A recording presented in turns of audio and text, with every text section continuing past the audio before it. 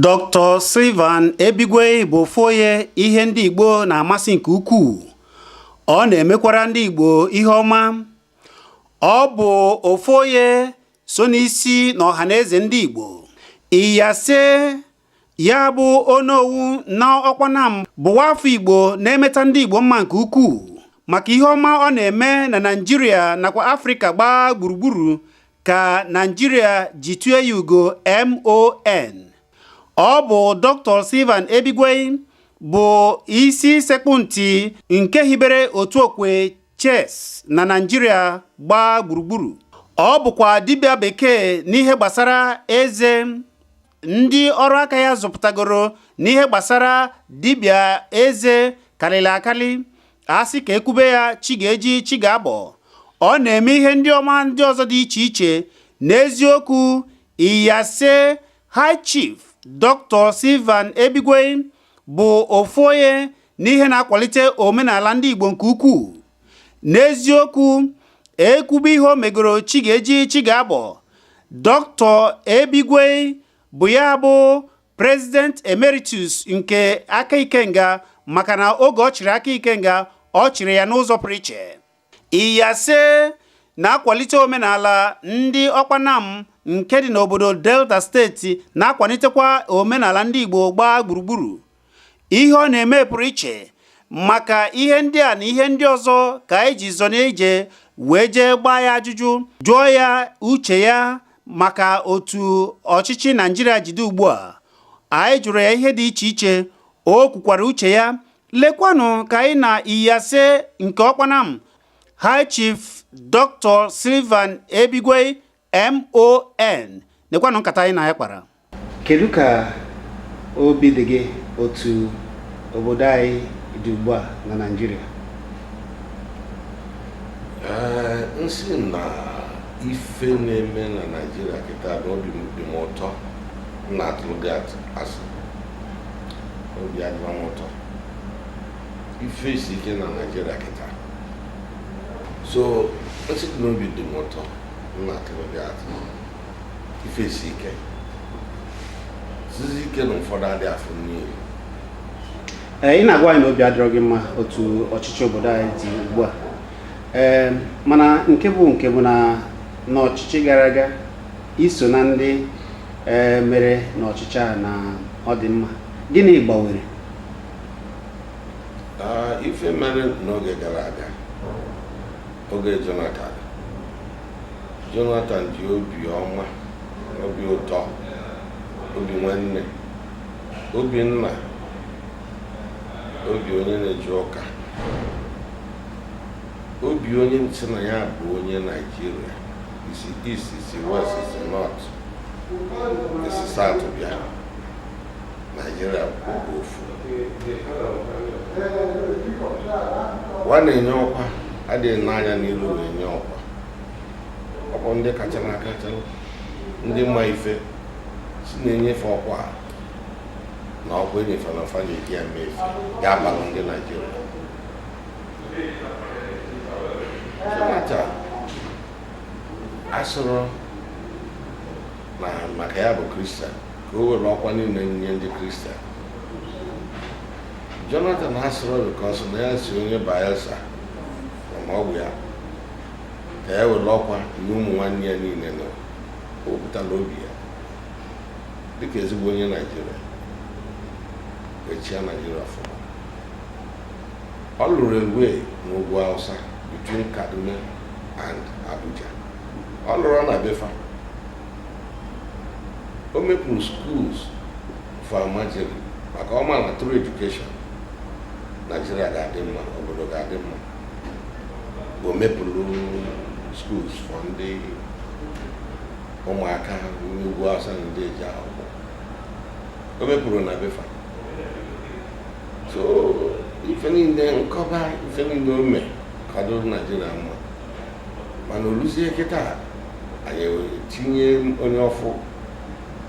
Ife a na-afụzi bụ ife niile a na-ejisọfụ ndị m ga-asịkala ndị Fulani ma amụsịkana ndị Fulani ndị befa ndị na-achị dịkịta ndị befa ndị ugwu so fa ka a na-enye ife niile gbasara Naijiria ife ọbụla ruo enye ndị ugwu ewepụ onye Igbo n'ọrụ ewere onye befa tichie ngwa nekana amị nekana ife niile dịka onye isi anyị bụ John Nwodo ọ na-abụ evu ya na-ekwusi ike ọ dị zọrọ ọnụ What I say, there's no single security. Yeah, but Ndinche, the Walami, the Air Force, Navy, Civil Defense, Immigration, Custom, everything, police, and I know for Akokona Nigeria. I have to deliver. I have to. Okay, I'm going to Boy Scout, couldn't Indy. So, already I never did when I was in Nigeria. I don't know the same thing. So, I don't know go the same thing. I be a dozy obodo. Who's on in the one hour? I will pussy na television, when a newspaper. Le wait again, I get any Ndiboga, na second Nigeria bridge, I got on the chart. Enugu Express Road, Port Harcourt, Enugu Express Road, all these roads, no one can have one. One is your plan, Obudundi or Zoya, but the other zones. As an eye also before you, they got that, HZ or Zatigo. And obviously, I need or chicken. And one can I gather. So, gbakara na ife dị iche dị na gọọmenti ya anyị afọ na n'odoli onye ọbụla na-ata afọ and onwe ndị a complain mana dịka isi kwuo na-atị ndị mmadụ n'ọkwa ndị dịka Ogbonna ya ọnụ ha Chris Ngige ha na ndị ọzọ nọ n'ọkwa ọ pụtara na ndị a anaghị ekwupụta ma ọ bụ kwuo ihe ndị ga-abara ndị Igbo ịmagofu na ọkwa dị n'iche n'iche Chris Ngige bụ a hard working man. They will labor nye. Ebe kwanu ka di labor dị. Ọ bụ na iwelu Chris Ngige tinye n'ebe fashion line today. Anya ma n'ebe. Because Chris Ngige bụ ọkata arụ mmadụ. Ọchịgo aka ikenga, mụ achịgokwazi aka ikenga. So mụ na ama m onye iwelu ife dịka ọkwa fashionology ka mechichi wee nye Ngige anyị Igbo amadị ntu a telling you instead ọ ga-eji n'ebe ọnụọkụ n'ụsọ oge ọkụ fụ na ife lu Igbo mana iweluzi ya lebo nye ka ife ọ ga-eme iwelu science and technology nye Ogbonna it's mainly theoretical issues ka ife ụmụaka mesi ife jee inspect ya ọ bụ ebe ego dị na ebe eji emepe obodo Igbo onye Igbo tinye n'ebe a mana ịrụ ala anyị nwanne anyị bụ onye mmadụ na foreign affairs minista ọfụgo ego ọ ga-eji kwụ ndị ambassadors na complain na fe nwere ego dị embassies anya so ịbịa n'obodo ụmụ ọrụ ga-enye mmadụ ole wee nyelu ndị befe aka ụmụ ọrụ ị ga-enye ndị mmadụ fanọ n'ebe a na-azala afa o nwere fefa ga-eme nwute ya bụ falụsị ya nata ndị obodo a na-akpụ ya asị na-akpụ ya ije ife ije taa ma fa mara na o nwere ife niile nwere ọ bụ aka oyibo onye nwere mmiri n'ime ya tiwasị anya o nwere ife ga-afụ so na ife dị n'ime ya ịzacha ndị gbanyị si na ife afata n'eze a na-eju afọ ife a na-enye ndị Igbo bụ anụ falụ n'eze ndị sie nye ọfalụ n'eze ya maka iji osisi na-abịa ọmaju gị afọ ya bụ ọkwa a na-enye ndị Igbo ya sị ikwutara okwu onye isi ọhaneze Chief Nwodo na akwụkwọ na-ebe gbasara otu esi wee ndị mmadụ n'ọkwa kedụzi mbọ ọnụwa na-agba ugbu a ndị ọhaneze ndị isi ọhaneze n'iji fụ na ihe a na-eme na omeghịzi ndị Igbo ọzọ kedu elulu unu ugbu a n'iji mekwatazi ihe a maka na oge niile dịka isi kwuo onye pụta ọ sị gị na a ga-akwa akwa mmiri Niger na a ga-emere ndị Igbo nke a na-ekwe nkwa eme ma ndị ọchịchị pụchara ma kemgbe Ọbasanjọ ka ebido na-ekwe nkwa akwa orimiri Niger mana eboghị ike ime. Kedu atụmatụ unu nwa nọ n'ọha na eze na-atụzi iji fụ na ihe a na ndị Igbo ketara oke ha? Ewe ndị na-eti mkpu ka a haziere Naijiria nke a na-akpọ restructuring. Ụfọdụ na-eti mkpu ndị ntorobịa na-asị na ha na mmegbu akarịgo na ha chọọ Biafra. Kedu nke ọha na eze kwakọ na ya ugbu a ma nke n'uche nke gị? Efe dị n'ihu na ọnọdụ Naijiria nọkịta ọdụrọ mma, so ofu ndị na-eli akụ niile Naijiria nwe ọdụrọ mma. Ya kpata oge nwodo na anyị nwa ji bata n'ọha na eze, anyị were anya tinye oge atụsi alụ anyị afụ na ife dị Naijiria mma kịta bụ ife a na-akpọ Naijiria ka edozie Naijiria ka ọ dị mma. Idozie bụ akụ niile na-efekarị obodo.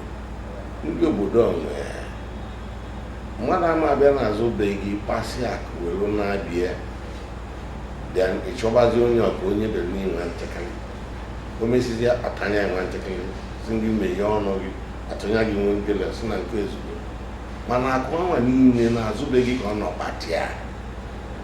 Ife anyị na-ekwu bụ akụ niile akpata n'azụ be mmadụ ọ na be mmadụ onye onwe o welusie olu nke ọzọ nye ndị Naijiria gọọmenti na Abuja. So ndị ọ nọ na Abuja mazi ife wa ga-eji ya mee. So ya kpatara anyị ruo na ife ka Naijiria makịta ife a na-akpọ restructuring, mana anyị so anyị amaghị ike n'ihe. Ndị be anyị si n'ofu osisi adị n'ugbo ka ọfịa. N'ife dị n'ime ya bụ na anyị ga-ekwudokwanụ ndị ọzọ, especially ndị nọ na ọdịda ya bụ the Southern Nigeria, ka anyị nchabụla ofu, anyị bụrụzie ofu na asị na azịza nọkọ ọnụ ịma nwoke kpajie, mana ọ dị ofu kpajie ya. Anyị nọkọzi ọnụ ka anyị malite a ga-esi fesi mmiri obodo ndị ọzọ ka anyị kpaa ka Naijiria ga-esi dị mma. Anyị ejebe ya bụ ije olu ndị afe na ifere na ndị ọzọ ndị South anyị akwado ime. So the whole of ndịda ya bụ South nọzi n'ofu pụta. Ndị Middle Belt afụkwazi ife anyị na-eme na a na-emegbufa wajọ anyị na kịta. So n'ife dị na Naijiria kịta bụ restructuring. Ịbụ restructuring ofu na etu esi kewa okike iwe ka eji kie ya bụ geographical iwe ka eji kie, because ndị Igbo anọrọ na tebụl oge eji kie. Ndị be anyị si na afọ onye anya awanya dị eji aka nọchibe ntị omegịnị ọmanyụla ntị anyị anọchiri ebe a ka e were steeti manyụla. Anyị anọrọ n'ebe ka ebenye anyị ji ọ bụrụ ife eme iwe emenwụta ndị Igbo maka akwụkwọ ahịa. Ya kpata tata South East only 5 states, other areas, geographical areas, zones were 6 states. So much ndị nwe 7 adọrọ mmanụ. Abịa na local government Kano alone, almost ụzọ niile dị na Kano bụ local government.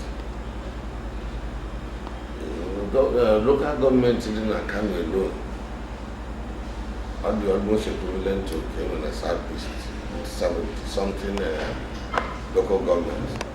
Kano nwere 44 adọrọ mmanụ. So o nwere alụ ekwu emetụta on zone, the political zone. Nigeria ji arụ ọrụ taa mana ọ dụrụ na constitution. So if I na-ekwu bụ ka anyị were this geographical zones tinye na constitution, etinye ya na constitution, ife izo mkpata do the zone. O will if you 50%. Or look on 50% in a common pool of the Federal Republic of Nigeria. I say na chọrọ ka Nigeria tisa. Maka Nigeria dị anyị. That is ọ na Nigeria. Na a balance ife dị anyị onye nwe ibi enwe. Mana ka Nigeria si dị kịta ụfọdụ nwe ụfọdụ enwere. So ọ na ekesi ya. Now zone niile we create states manufacture. I know if in Nigeria, I get here on equal basis to each zone. Look at South East, South South, they won't thank you for on equal basis. I know call anything on equal basis. Representation center, then at the Federal Republic of Nigeria Parliament, Abuna Senate, and House of Assembly. Fancha, we're not gonna give me people. So I'm gonna vote and a balance of. I'm gonna go in a pattern. That kind of physical federalism. Each state that the way control of its own resources. When I get a center papa, when they get Izo, when they get the federal government. Now, federal government will allocate them. So, all the federal government are supposed to be and they will look at for the federating units. They can education. But them, if one button mark or true education, one can in Nigeria. When we get there, saying we want 20 cut-off marks. Is a certain school. My only book only for again where 20 cut-off marks, so for the 2 cut-off marks. One on China at the same school, facing the same thing. Now, if any education, agriculture, transport, even state police, so many other things the federal government is again here, we made it so. Makana the federal government, you know, all in the federal government, and billion, or for they will go to any mail at train, or for they will go any move, or for they will go Niana or Drove, for they demand a silly. And I pay and I'm billion. Okay, the ways with so that any system. Look how chichi develop. For them will leave well, I cannot manage to be able to do it. System, how the home I get change. Yes, Ikuturokunde Afenifere and those of the Niman are talking Obona. Here I put one Obona has the area. We have a restructuring.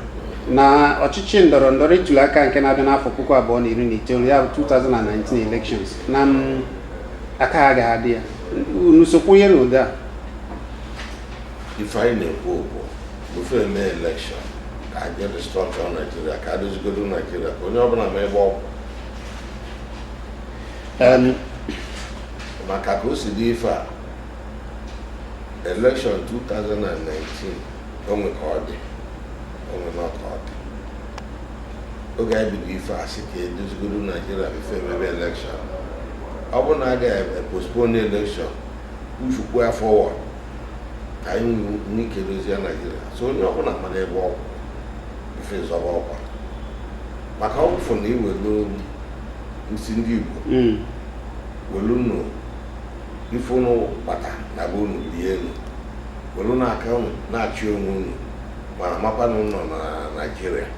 Only really quite on Nigeria. You see, if I name Kubo, okay, I get this in Nigeria. It was the president of President Kamata. Because if I'm not a neighbor, Nka Abata Beef, Yab, this zone, yes, actually. But if you're the zone, ị ga-ewelu ndị ma ife wee na-achị onwe welu ndị ma ife wee tinye n'ọkwa so that na ị ga na-aga n'iru. Ọ bụzi anaghị arịstrọchọs ya Naijiria ife anya na-anụ na ụfọdụ nwe cut off mark wee jebe ụfọdụ bụ judge ma ọ dịka serve bench more than 10-12 years, you know. Okay, anyị kesie Naijiria ka ọ ga-esi dị mma. Ọsọzi anyị chọọ olu onye na-enwere akwụkwọ wee mebe chief justice, nke a bụ mkpa ya. Ọsọ gị ịchọ onye na-achị anụ na-achị eshi na ewu na ya ga-abụ ya chief medical director, nke ọ bụ mkpa gị. Ifu obodo ndị ọzọ kọfa na-aga n'ihu ifele ga-enwe iwu iolukwa ndị ezigbo mmadụ wee rụọ ọrụ. Mana ka Naijiria si dị nkịta anyị ọ dụrọ mma, so emechikwa dis election na ndị anyị nwe nchekwa ndị nọ nkịta na-emebi Naijiria agbatakwa anyị atabakwa afọ adụrọ mma, ọ ga-ebute katakata. Ya bụ nnukwu na ihe ndị a afenifere kwu anyị na na-alụkọ ọrụ anyị na ndị afenifere ebe afenifere kwụkwa ọha na eze ebe ọka pandefọ anyị abụrụgo ofere taa, so nwa mara ekwuche anya na-ekwuche ife ife na ya na-aga ụbọchị taa ofe ọnụ ka ejide ekwu okwu anyị na-ekwu ekwu ọ fọrọzi ka emedo emere. Ọ dị mma, ịrụtụrụ aka na ndị na-eche efu ugbu a T.Y. Danjuma ọnụ ha na be ha wee tie mkpu si na otu ndị agha, ọ dị ka ndị agha Naịjirịa na-akwadozi ndị a na-egbu ndị a na ndị Fulani herdsmen bụ ndị na-eche efi na-egbu ndị mmadụ, ha baa n'ugbo ha emebisi igbu ndị mmadụ, onye kwuo ha egbuo ya, na onye ọbụla kwesịrị ike nkwụcha chekwabazie onwe ya ugbu a maka na ndị agha na ka ha si eme dịka ka ha na-akwado ndị Fulani herdsmen na ndị a na-egbu egbu. Kedu ihe ị chere echiche nke gị na nke a? Ife nche bụ mụnwa anyị bụ ndị ọha na eze, anyị anọrọ na anyị afụrụ ife Danjuma afọ, mana ife onye ọbụla na Naijiria afọ bụ na ndị a na-echi efi a na-egbu ndị mmadụ rinne. Danjuma dị onye Taraba ka ọ dị nke egburugo na befa ife oteta ụla na o nwere oge ya invite ọchịagha Odumegwu na obodo abịa na anyasị si ndị obodo good morning bụ asị na anyasị dị ife ka ife isi asịzi anyị ụtụtụ ọma because na kịta akụ m teta ụla, so the same thing dịka Danjuma after so many years Danjuma tetago ụla maka ndị be anyị ka ọ na-afụ akodo ka ọ na-afụ bilite, so ife na-afụ ndị Naijiria kịta ọfụbago okwu eziokwu. So ọnyanwa ma ife ọfụ ọchịghị anya, ọ bụ onye amị, ọ bụ jeneral, so onyanwa ma ife ọfụ o jikwa ya bụ so ife ọfụ ka ndị Naijiria ndị ọzọ fụga owefu ya kịta were, mana ịma na ọ bụ na ndị ọzọ kwu ife okwu na ka onye ọbụla bụgbu egbe, ka onye ọbụla chebe onwe. Then why are we paying the military? Why are we paying the police and the armed forces? Mana ya sị icheta mana waga asị na ọ bụrụ onye ọchọzi ka Naijiria gbasa awụrụ onye ma biko na Danjuma bụ onye agha and inwetu aka kịta anyị katakata adị, that's why he can ife gị ya n'obi dị onye ọbụla n'obi mana anyị amakwuchi ya. Mana iwu ma nke Chukwu ma nke Naijiria debe na ewe ha na-akpọ self defense, onye chọọ igbu mmadụ na ọ ga-egbochi onwe echekwa onwe. Ọ ya ka ụfọdụ na-ekwu na ọ dị ka ihe a ka ọ fụ na mmadụ bụ igbu gị chebe onwe gị, echekwana tibe mkpu ka onye agbuo ya. Ndị ji iwu si na ndị ọbụla ji egbe ma ndị civil defense ma ndị na-eche onwe fa n'obodo egbe niile na ife a ga-eche onwe fa ka ha were nye ndị polisi. Ọkwa etiga n'iwu bụ onye isi ndị polisi. Ọ sị onye ọbụla wetaba ma onye wee egbe onye ọbụla weta nke o ji. Anyị na-asị ya anyị agịrịgoro, mana ndị na-egbu ndị mmadụ dịka herdsmen jiri ga-anapụtafe egbe faji first. Ebe a ka okwu dịkwa na okwu Naijiria dị. Onye isi dị mma ama wele egbe na ya nwe egbe n'ụlọ ji eje nta wee je gbaba mmadụ adịghị eme. n'ebe anyị na-asị na ebe a ga-efokọs bụ ndị na-achị efi na-anụso ndị ugbo ọ dị farmers ọkụ na-egbufa ọ ya bụ ebe so that Nigeria ga-anapụfe egbe dị fa n'aka tie iwu and etu wa si achị efi ka edozikwa n'ụwa ọfụ ka anyị nọ anyị anọghọzụ n'ụwa mbụ omekata mmadụ egburu efi dị n'ugbo mmadụ ọtagbusie efi niile ọ bụrụ na iwere bank loan wee lụọ anya bụ ugbo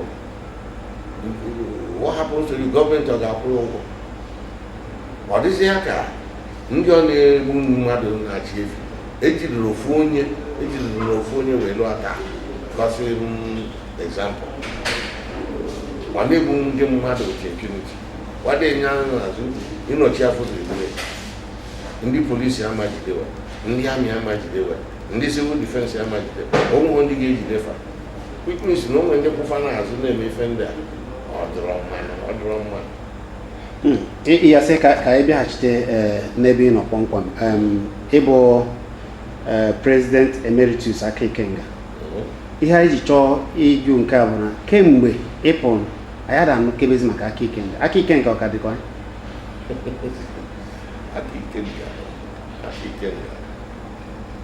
the president of aka ikenga ya bụ vice president general Ọhaneze for Anambra so I'm na-enwe meeting so ọ ka fama debe ka ha ga-ejechi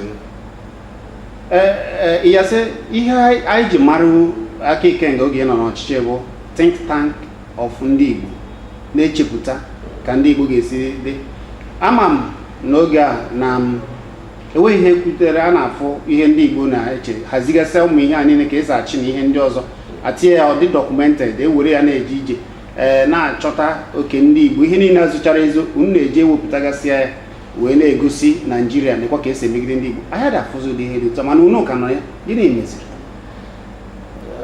na ife dị n'ime ya bụ na enye mmadụ ọkwa ka ịmadede ka ị ga-achị ịma welu ife nweghị wee nye mmadụ so arafụ na-achị ka fachachi ịma n'oge nke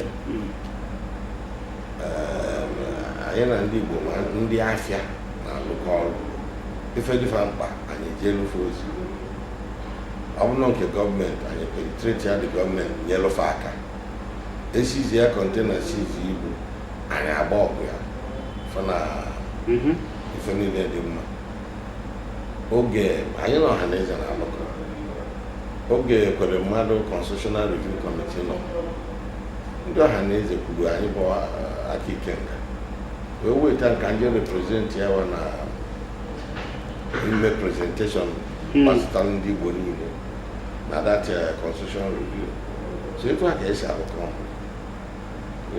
mana kịta